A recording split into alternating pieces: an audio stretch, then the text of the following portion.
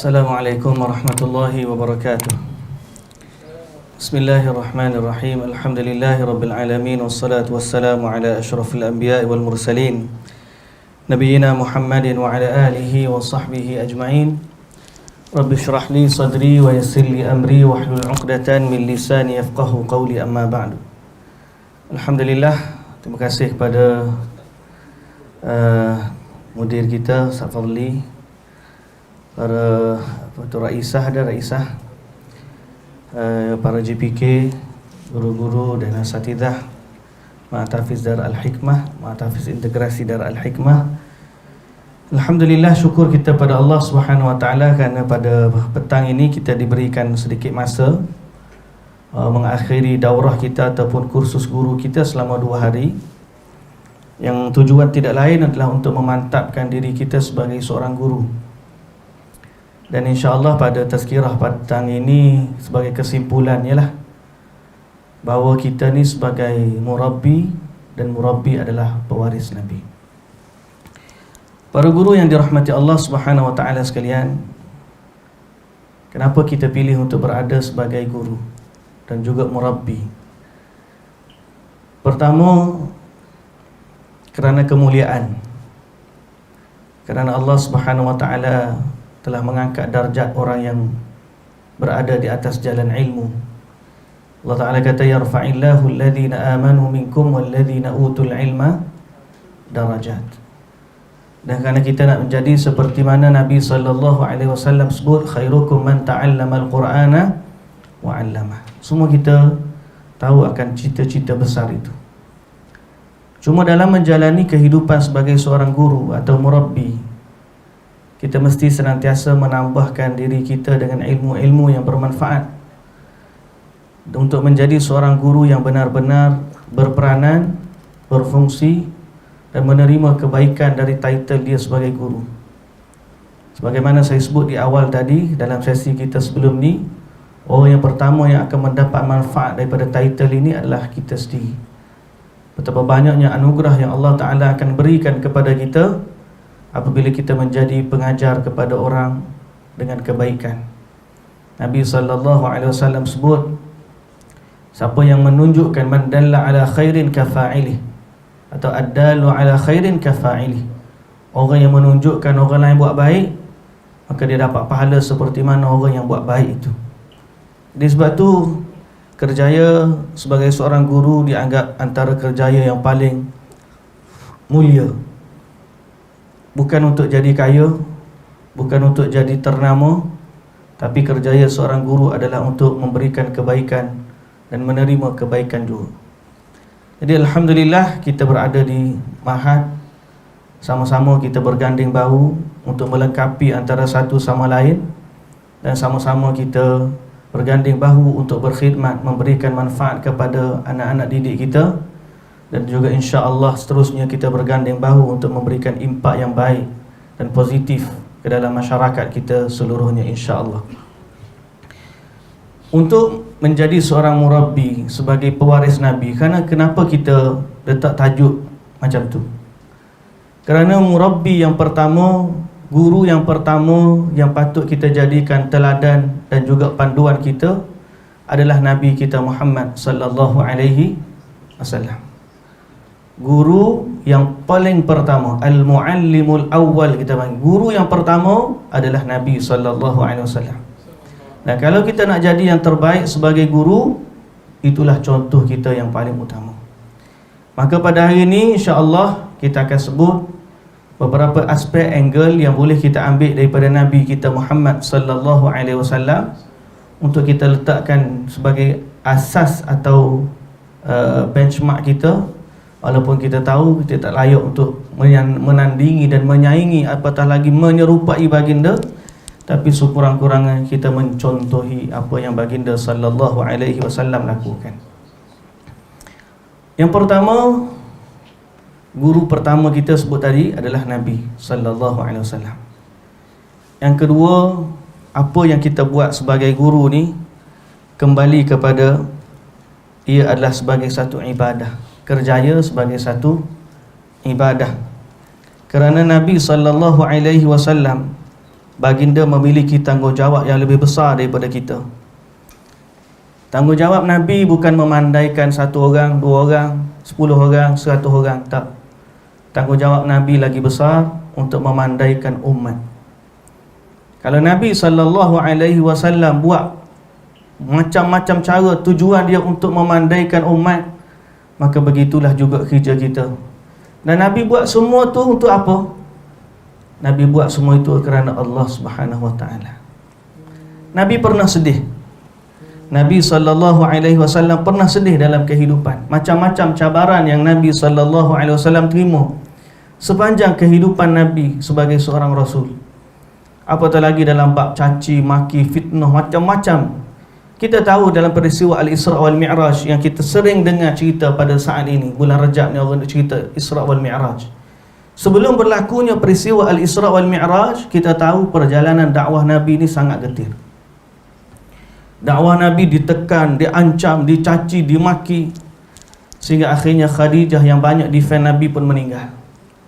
Kemudian Abu Talib yang banyak mempertahankan Nabi juga, melindungi Nabi SAW juga meninggal. Sehingga tahun itu disebut sebagai Amul Huzn, tahun kesedihan. Maka Nabi SAW pernah sedih dalam cabaran dakwah dia. Siapa lagi nak bantu dia? Siapa lagi nak tolong dia?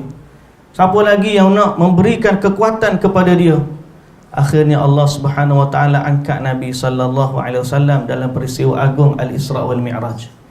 Nabi diperjalankan daripada Masjidil Haram sampai ke Masjidil Aqsa.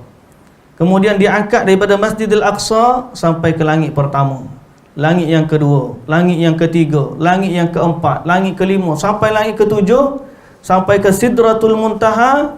Kemudian Nabi SAW terima daripada Allah Azza wa Jalla secara direct 50 kefarduan salat. Kemudian Nabi turun sampai kepada Nabi Musa, ulang alik, sampailah Nabi Musa minta supaya minta lagi dengan Allah, minta lagi dengan Allah, kurang, akhir sekali daripada 50 tinggal 5. Tak cukup dengan itu, Allah pertontonkan kepada Nabi SAW syurga. Allah tunjukkan kepada Nabi neraka. Bila Nabi kita tengok ke syurga, Nabi tengok nikmat-nikmat yang ada di dalamnya. Bila Nabi dipertontonkan kepada neraka, Nabi lihat azab-azab yang ada di dalamnya. Lalu Nabi SAW akhirnya turun. Dan setelah daripada itu bertambah keyakinan dan kekuatan bagi Nabi SAW. Supaya apa? Supaya kita sedar bahawa Nabi buat semua ini bukan untuk pujian manusia. Nabi buat semua ini kerana Nabi telah yakin bahawa adanya Allah, adanya syurga, adanya neraka. Dan kita buat juga semua ni kerana kita yakin adanya syurga, adanya neraka. Dan kita mohon mudah-mudahan dengan kerjaya kita ini kita dapat meraih syurga. Dan mudah-mudahan dengan kerjaya kita ini kita dapat mengelakkan diri daripada terjerumus dari azab api neraka. Itulah yang kita sebut sebagai ikhlas sebagai seorang guru. Murabbi sebagai pewaris Nabi, sifatnya yang pertama adalah ikhlas kerana Allah Subhanahu Wa Taala. Buatlah kerja dengan ikhlas. Bila kita kata kerja dengan ikhlas, bukan makna kita tak ambil gaji, tidak. Tapi kita buat seperti mana yang Allah Ta'ala suka. Allah suka kita buat kerja sebagaimana Nabi sebut. Nabi SAW sebut Allah suka bila orang buat kerja dengan tekun, an yutqinahu. Allah Ta'ala inna Allah Ta'ala Allah lupa dalam matan hadis tu, idza amila amalan an yutqinahu. Allah suka bila hamba tu buat amalan, dia buat amalan tu dengan itqan. Itqan ni maksudnya dengan teliti, dengan betul-betul, dengan sungguh-sungguh. Okey, sebab tu kita perkenalkan moto pagi tadi pun anda dah sebut dah, bekerja biar cekap, bertindak biar bijak. Buatlah apa-apa tapi biar cekap. Pasal apa? Itu sunnah. Bila buat apa-apa, buatlah betul-betul.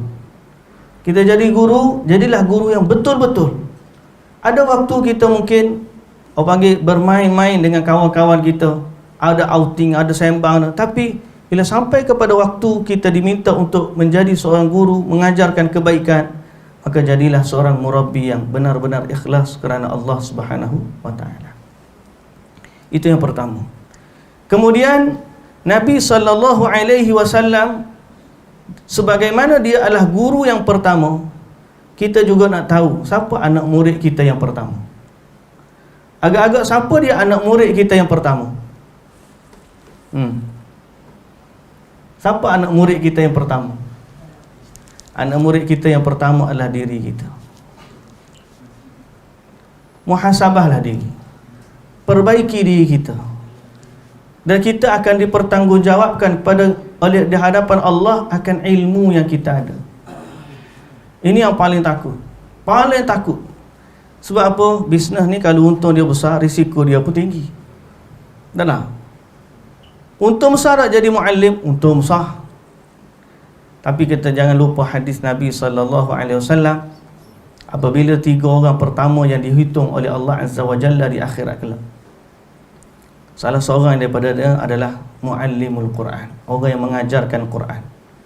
Bila ditanya apa yang dia buat dengan nikmat yang Allah bagi, maka dia kata apa?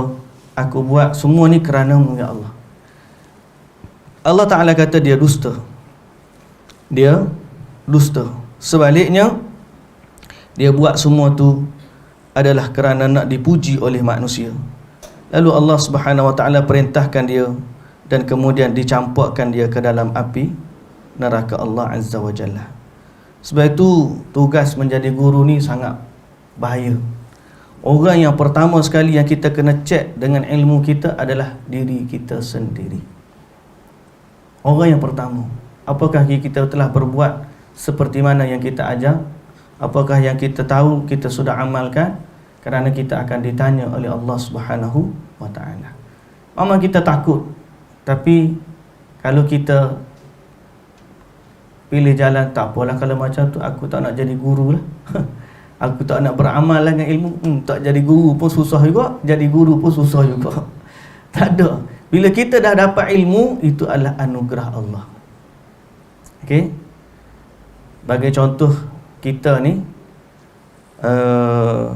analogi yang baru ni Promedia Tajdid pun tunjuk contoh. Hari ni cikgu dia bagi buku, panggil cikgu. Okey, mari pelajar-pelajar kita, dekat depan cikgu ni ada satu buku baru tapi tebal, ada satu buku lama tapi nipis. Siapa yang nak ambil buku baru, siapa yang nak ambil buku lama? Maka semua pakat berebut nak ambil buku baru, buku cantik tapi tebal. Semua tak nak ambil buku nipis, sebab buku nipis tu lusuh. Akhir sekali sudah kutip-kutip belaka, maka cikgu berkata, okey, periksa kita minggu depan berdasarkan buku yang kita ambil. Siapa yang ambil buku tebal, silibus dia pun dia kena baca buku tebal, periksa tu ikut buku tebal. Siapa yang ambil buku nipis, dia pun akan periksa dia ikut buku nipis. Jadi menyesallah orang ambil buku tebal. Tapi sebab apa dia nak ambil tadi? Sebab buku tu baru. Dunia kita macam tu. Kita suka ambil banyak daripada dunia, tapi kita lupa kita akan ditanya tentang berapa banyak kita ambil. Ada orang ambil sikit je, dia ambil lebih kurang je, dia akan ditanya dengan level yang kurang.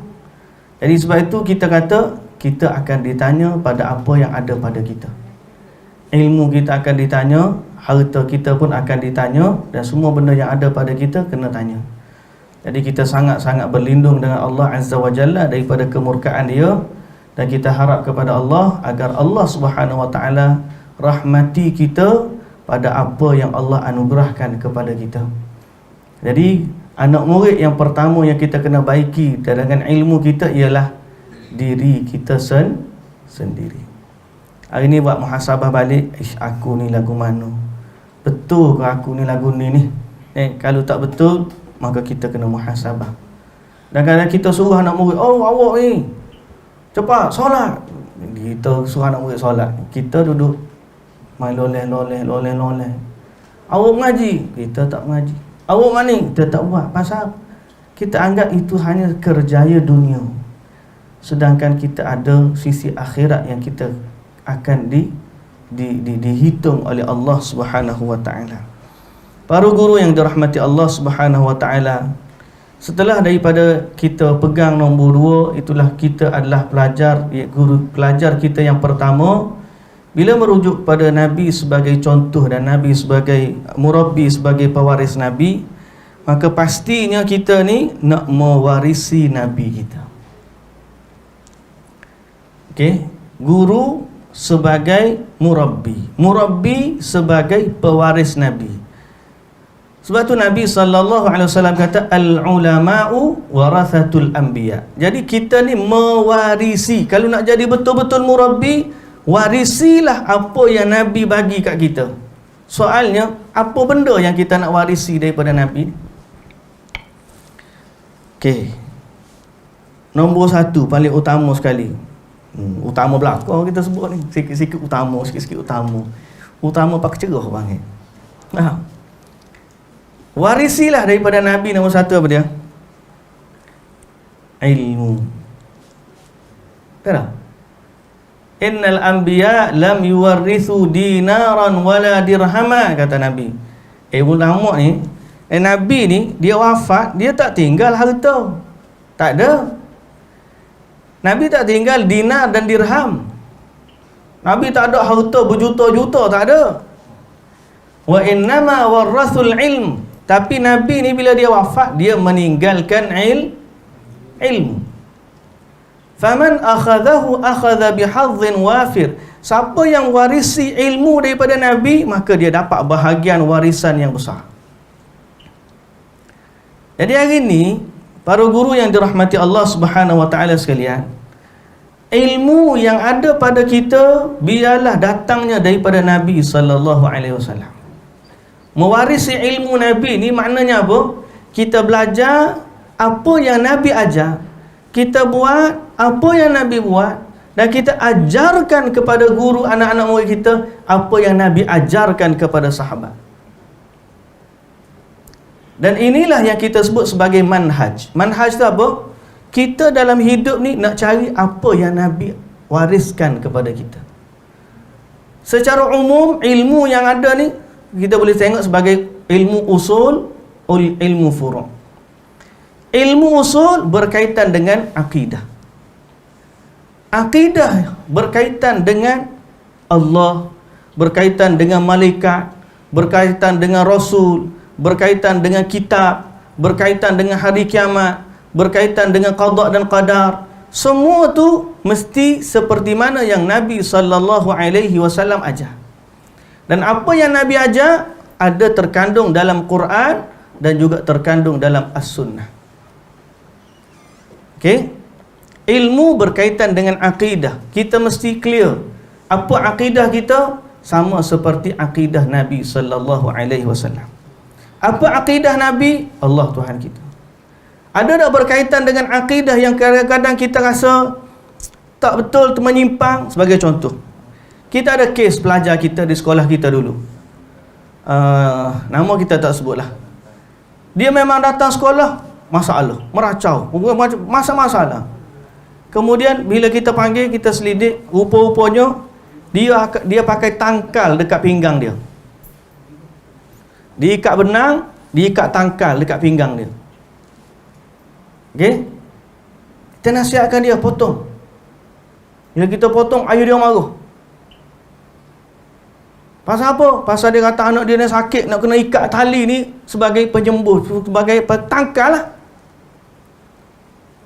Kita tanya, apakah akidah Nabi SAW mengajar kita apabila kita sakit, kita pakai tangkal dan azimat, dan kita bergantung dengan tangkal dan juga azimat? Tak ada. Kita tak boleh ajar anak murid kita, tak apalah. Kalau awak minta, awak salah, awak susah, mintalah dengan fulan bin fulan. Kalau awak rasa nak periksa, nak mudah jawab, mintalah, sebutlah nama, suruhlah fulan bin fulan. Tak ada. Pertama kita ajar akidah kepada pelajar dan juga diri kita. Apa saja dalam hidup kita ni, Allah adalah Tuhan kita. Buat sesuatu kerana Allah. Qul inna salati wa nusuki wa mahyaya wa mamati lillahi rabbil alamin. Dan kita tak akan buat benda-benda yang mencalarkan akidah tauhid kita. Sama ada berdoa kepada selain daripada Allah, bermohon kepada selain Allah ataupun beriktikad bahawa ada sesuatu yang berkuasa menentukan kebaikan dan kemudaratan kepada kita selain daripada Allah Subhanahu wa taala. Tak ada. Akidah kita mesti jelas. Sebab tu kita di sekolah kita tekankan sangat pelajar-pelajar kita belajar tentang akidah, mengenal Allah.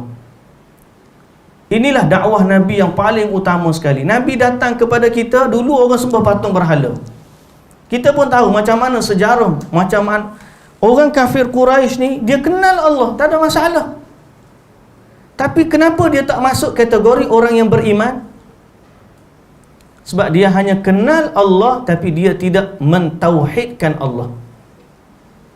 Ada beza tak? Apa beza kenal dengan mentauhidkan Allah? Kenal Tuhan, orang kafir pun kenal. Kalau tanya kafir Quraisy, siapa yang cipta langit dan bumi? Dia jawab apa? Apa dia jawab? Allah.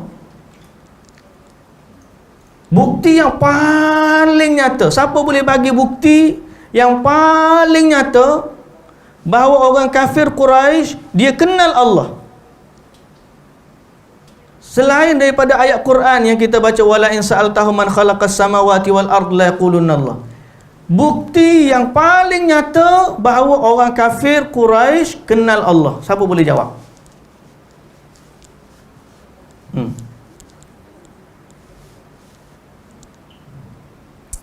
Siapa nak jawab? Jawab sikit, ustaz yang kecek ni.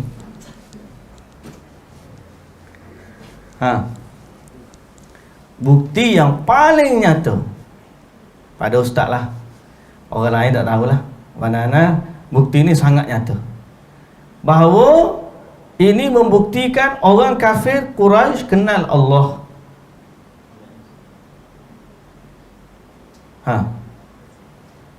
Jangan bagi dalil ayat Quran.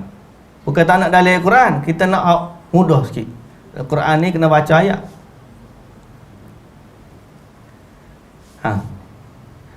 Kalau kita tanya orang kafir Quraisy kenal Allah, jawapan dia kenal. Mana bukti dia?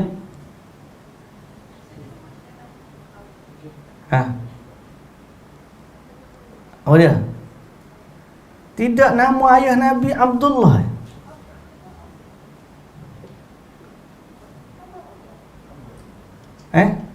Nama ayah Nabi kita apa?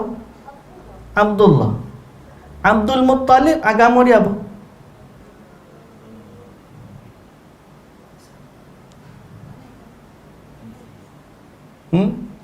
Abdul Muttalib, agama dia apa?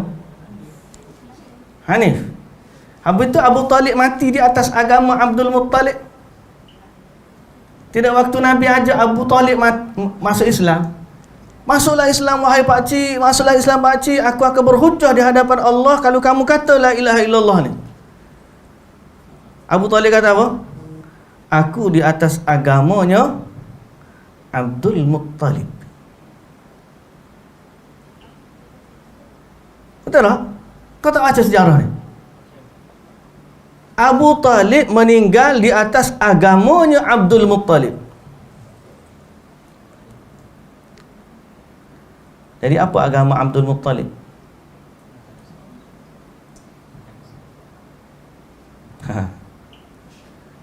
Agamanya Abdul Muttalib adalah agamanya Abu Jahal. Sebab yang kempen Abu Talib masa tu kan, waktu Abu Talib nak meninggal, Abu Jahal seorang lagi pergi sawah lagi seorang lagi tu. Apa dah nama dia? Nabi dah ajak Abu Jahal duduk sebelah. Kamu nak tinggal ke agama Abdul Muttalib? Kamu nak tinggal ke agama Abdul Muttalib? Abu Talib masa tu dia nak mengucap pun dia Abu Jahal kata gini-gini kepe. Akhirnya dia kata aku di atas agamanya Abdul Muttalib. Dia mati dalam keadaan tersebut. Nabi pun sedih. Allah minta dengan Nabi minta dengan Allah untuk istighfar kepada Abu Talib, Allah Ta'ala tak bagi. Pasal apa Allah Ta'ala tak bagi? Sebab dia meninggal bukan di atas agama Islam. So kalau kita susul balik, agamanya Abu Talib masa tu dia meninggal kerana Abu Jahal tak nak bagi masuk Islam. Dan Abu Jahal ajak dia supaya kekal di atas agamanya Abdul Muttalib. Lalu agamanya Abdul Muttalib adalah seperti agamanya Abu Jahal, dan agamanya Abu Jahal adalah agamanya yang mati atasnya Abu Talib. Tapi nama anak dia Abdullah.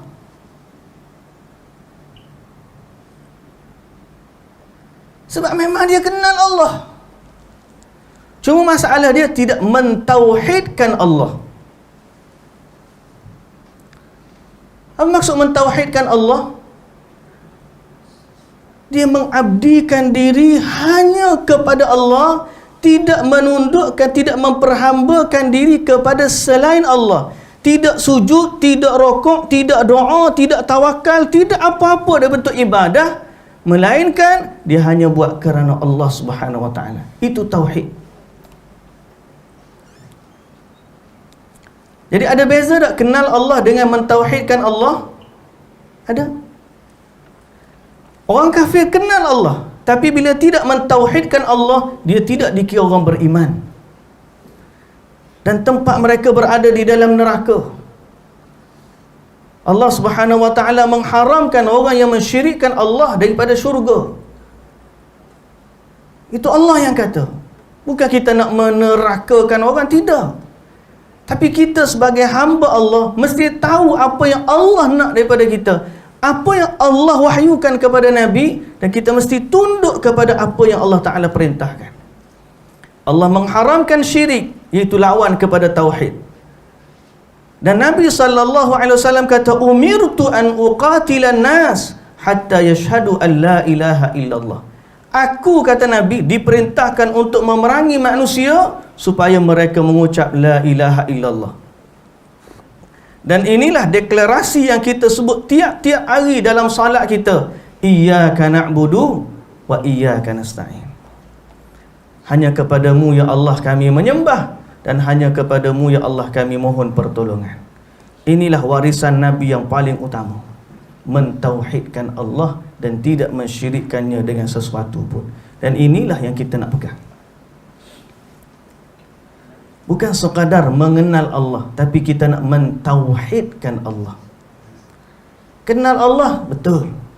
Tapi kalau kenal Allah dalam masa yang sama dia tidak mengelakkan diri daripada kesyirikan atau benda-benda yang boleh menyebabkan syirik, tak ada mana.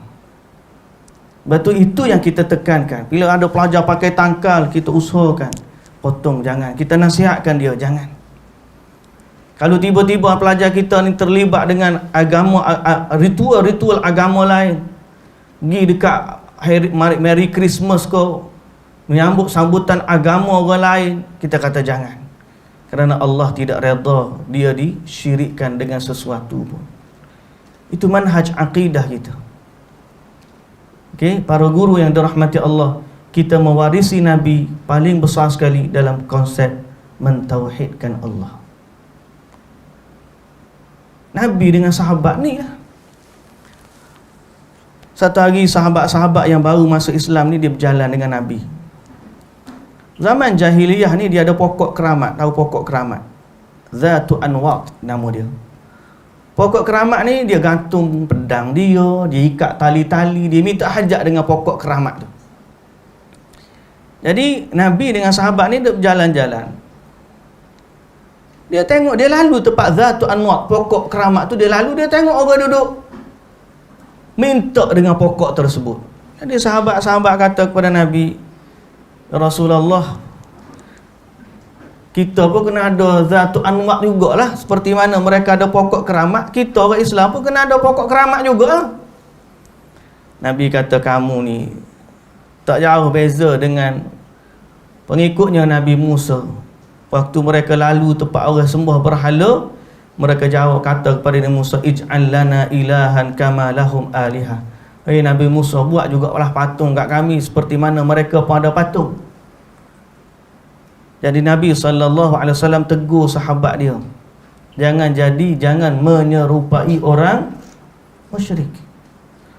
Sehingga sahabat yang faham hadis ni, sahabat yang faham didikan Nabi, Umar Al-Khattab radhiyallahu anhu, Umar ni dia tahu orang suka kepada kesan-kesan peninggalan Nabi. Salah satu daripada kesan peninggalan Nabi ialah pokok yang duduk di Hudaibiyah.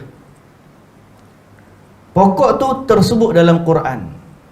Idh yubayi'unaka tahta syajarah. Ketika mana mereka berbai'ah kepada kamu di bawah pokok. Pokok tu ada dalam Quran, disebut kisah bai'ah tu dalam Quran. Kemudian ramai orang pergi kat pokok tersebut. Sayyidina Umar tahu, kalau dibiarkan akhir sekali mereka akan jadi pokok keramat seperti mana orang jahiliyah ada pokok keramat. Akhir sekali Sayyidina Umar tebang pokok tu, padahal pokok tu menjadi simbol sejarah umat. Tapi Sayyidina Umar tebang pokok tersebut supaya apa? Tak nak manusia ni akhirnya pergi minta kepada pokok. Ini tauhid. Tauhid nombor satu.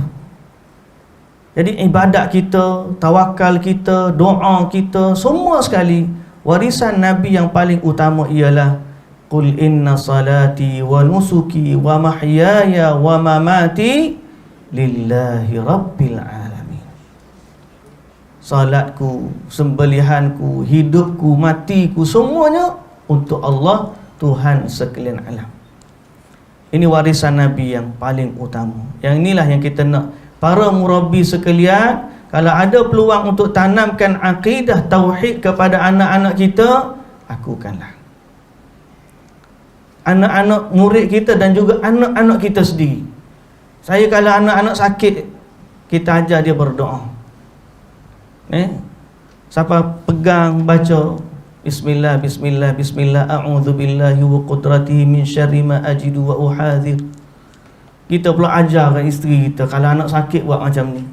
Dia pun alhamdulillah lekat. Bila anak sakit kat tu Bismillah, Bismillah, Bismillah, a'udzu billahi wa qudratihi min syarri ma ajidu wa uhadhir. Ubat makan juga. Tapi kita nak ajar kepada dia, bila kita sakit minta kepada Allah. Bila kita naik kereta, sambil-sambil naik kereta tengok ke anak, cantiknya bulan, tengok bulan purnama tu. Allah ni maha agungnya, dia cipta bulan, cantiknya Allah buat bulan. Kita kaitkan dengan Allah Azza wa Jalla. Kalau kita belajar, sebab tu orang yang belajar sains tiba-tiba tak jumpa Tuhan, orang ni sangat-sangat rugi. Kerana orang yang belajar sains sepatutnya dia paling nampak keajaiban ciptaan Tuhan.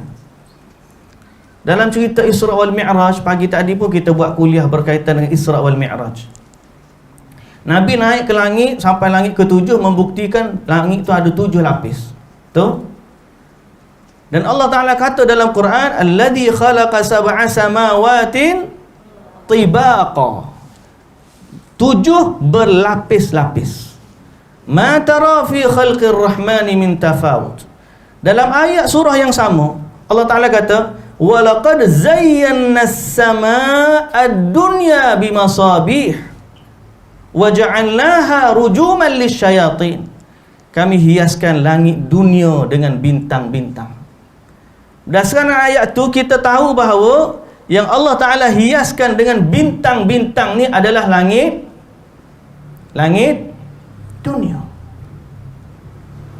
Langit dunia ni langit bawah dah. Langit atas tu kita tak tahu lagi macam mana. Sampai Nabi naik ke-7, Sidratul Muntaha, yang mana pokok sangat besar, daun dia seperti telinga gajah besar dia, buah dia sama dengan kendi-kendi air, yang mana Nabi kata paling indah setiap kali turunnya perintah Allah, pokok itu akan berubah warnanya, sehingga tidak ada daripada makhluk seorang pun yang boleh menggambarkan indahnya Sidratul Muntaha. Hak atas kita tak ada nak fikir, hak bawah ni langit dunia Allah Ta'ala kata walaqad zayyana as-samaa'a ad-dunya bimasabih. Kami hiaskan langit dunia dengan bintang-bintang. Orang hantar teleskop, kapal angkasa pun tak boleh nak pergi hujung dunia, hujung langit dunia, hak bintang-bintang ada tu tak tahu. Mereka hanya boleh observe, dengan apa tu?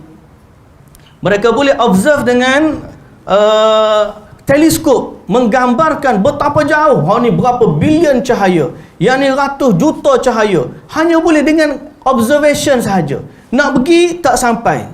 Mereka tak akan sampai kepada langit dunia, hujung. Itu betapa agungnya kerajaan Allah Azza wa Jalla. Agungnya kerajaan Allah. Baru langit dunia kita tak ada dah, apatah lagi langit yang ketujuh. Sebab tu bila kita belajar tentang sains, kita akan kata, ya Allah, agungnya Allah. Kita belajar tentang macam mana manusia, belajar tentang macam mana haiwan, belajar macam mana langit dan bumi, belajar macam mana sungai, berlakunya hujan, macam-macam. Semua tu tidak akan berlaku melainkan dengan kekuasaan Allah.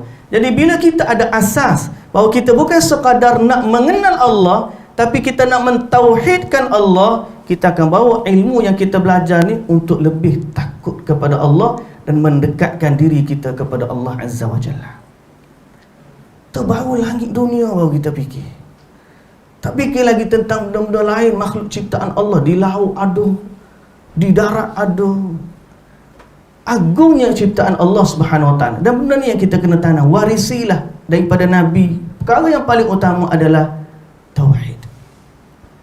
Barulah kita beriman kepada malaikat. Tu cerita-cerita panjang. Lepas daripada tu kitab-kitab dan seterusnya adalah rantaian daripada keimanan kepada Allah Subhanahu wa taala.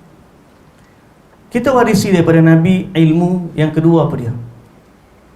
Setelah daripada ilmu akidah tentang Allah, tentang malaikat, tentang hari kiamat, ilmu akidah lah bahasa kita kata. Manhaj kita berilmu mengikut apa yang Nabi ajar. Yang Nabi sebut macam tu lah. Yang Nabi tak sebut, kita pun tak sebut. Dan kita elakkan diri daripada menyandarkan sesuatu yang bohong terhadap Nabi sallallahu alaihi wasallam. Jangan kata benda Nabi tak kata. Jangan isbatkan bagi Allah apa yang Nabi tak isbatkan. Dan jangan kita reka-reka pula meletakkan sesuatu atas nama Allah apa yang kita tidak tahu. Ilmu yang kedua yang kita nak ambil daripada Nabi sallallahu alaihi wasallam adalah ilmu praktikal dalam kehidupan, yang kita sebut sebagai ilmu fiqh lah bahasa mudah. Yang kita nak ambil daripada Nabi kita Muhammad sallallahu alaihi wasallam, praktikal hidup. Dan benda ni juga kita nak ajar kepada anak-anak kita. Mengikut cara Nabi. Sebab bila kita kata asyhadu an la ilaha illallah wa asyhadu anna Muhammadar Rasulullah, kita buat dua deklarasi.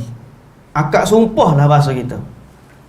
Deklarasi yang pertama, asyhadu an la ilaha illallah, bahawa kita mengaku Allah tu Tuhan kita. Deklarasi yang kedua, Muhammadur Rasulullah, bahawa kita mengikut syariatnya Nabi Muhammad sallallahu alaihi wasallam. Jadi apa yang kita nak ajar kepada anak-anak kita semua? Sebab tu kita kata manhaj kita ni manhaj Al-Quran dan juga As-Sunnah. Itu kita kena firm.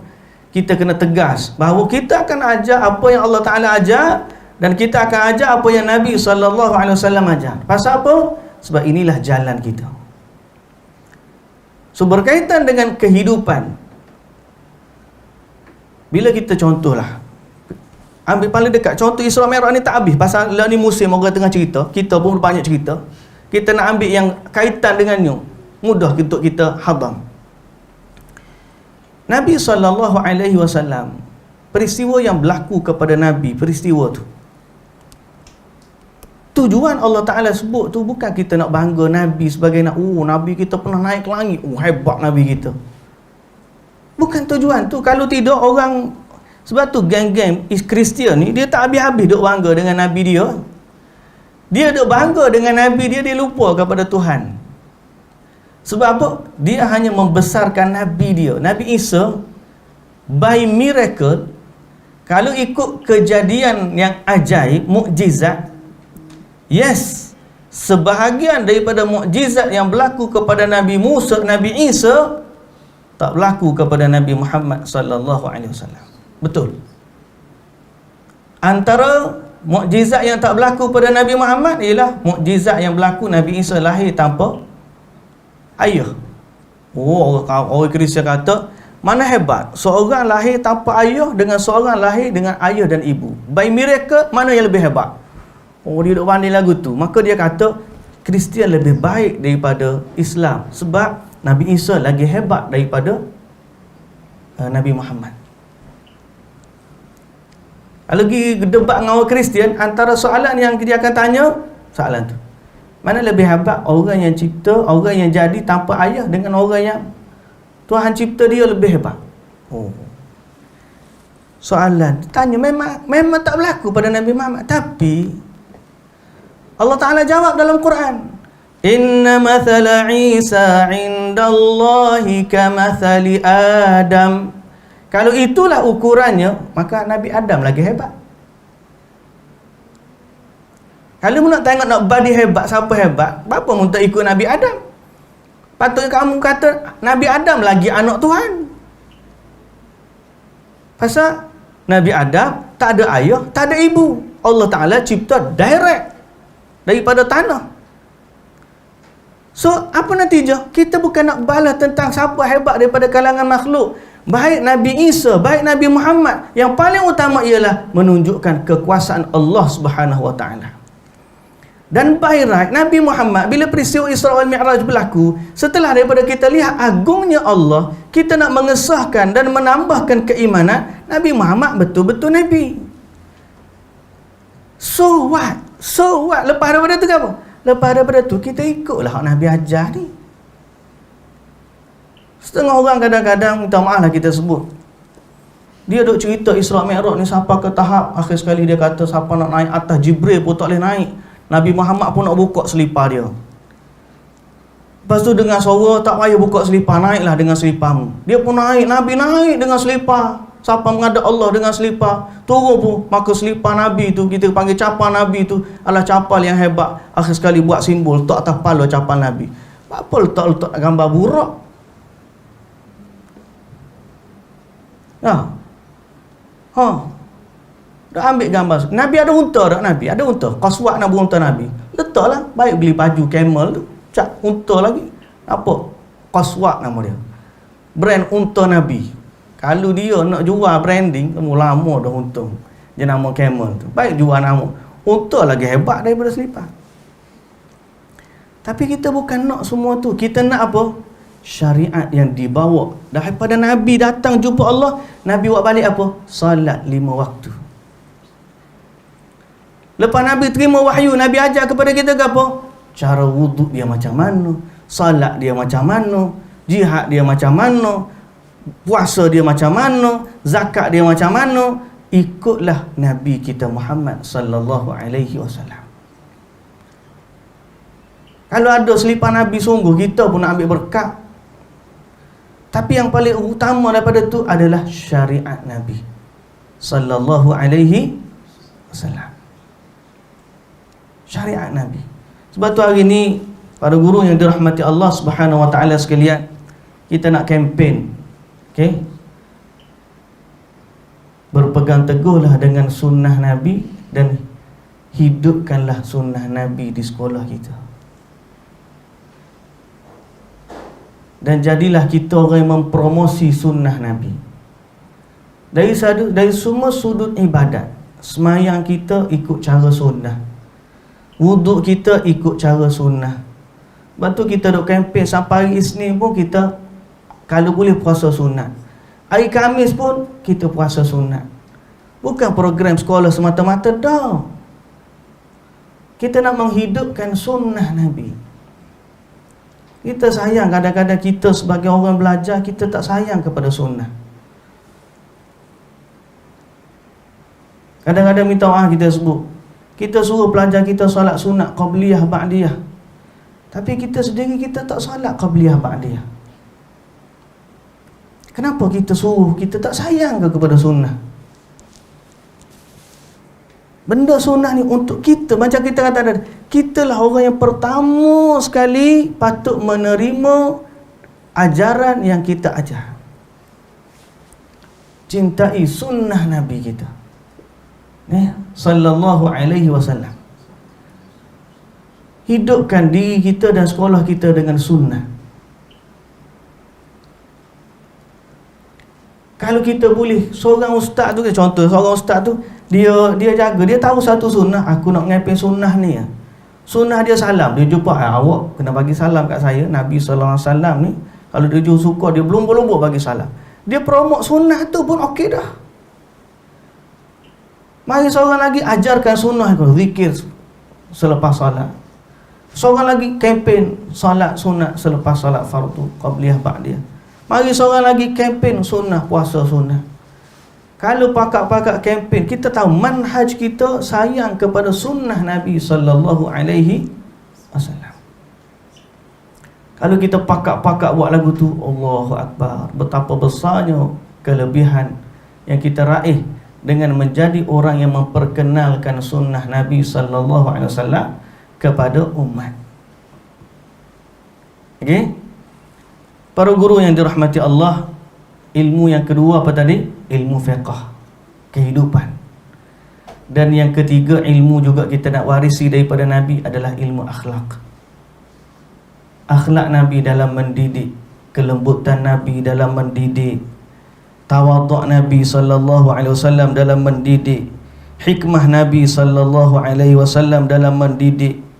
Nabi ni, laqad ja'akum rasulun min anfusikum azizun alaihi ma anittum harisun alaikum bil mu'minina raufur rahim. Lemah lembutnya Nabi sallallahu alaihi wasallam dengan umat dia. Apa kita ingat Nabi naik langit turun, naik turun, naik turun, minta fadilat solat, minta solat daripada 50 jadi kurang jadi 5 tu sebab Nabi? Tak. Nabi kalau solat 50 waktu, dia solat sampai bekak kaki pun Nabi semayang. Sampai bekak kaki Nabi semayang. Jadi Nabi minta tu untuk siapa? Untuk kita, untuk umat Nabi minta. Okey? Nabi bukan minta untuk dia. Nabi ni, Allahu Akbar, taat. Nabi Ibrahim taat, Nabi Musa taat. Nabi minta ni untuk umat. Para guru yang dirahmati Allah Subhanahu wa taala sekalian, jadi kalau kita faham tentang tiga perkara tadi, manhaj akidah, manhaj fiqh, manhaj akhlak dalam mendidik, insya-Allah kita akan berusaha untuk menjadikan diri kita dan sekolah kita sebagai berada di atas petunjuk yang diajar oleh Nabi kita Muhammad sallallahu alaihi wasallam. Baik, nampak gayanya macam sendu dah belakang ni. Kita beristirahat sekejap. Bolehlah nak betul-betul agak. Kita pun fleksibel, tak ada masalah. Ada air, ada mungkin ada kepuk boleh makan. Kita bagi rest 10 minit atau 15 minit, kemudian kita sambung balik insya-Allah. Fokus lepas daripada ni ialah kempen salat seperti Nabi dan wuduk seperti Nabi sallallahu alaihi wasallam. Baik, insya-Allah kita beristirahat sekejap, kita sambung balik.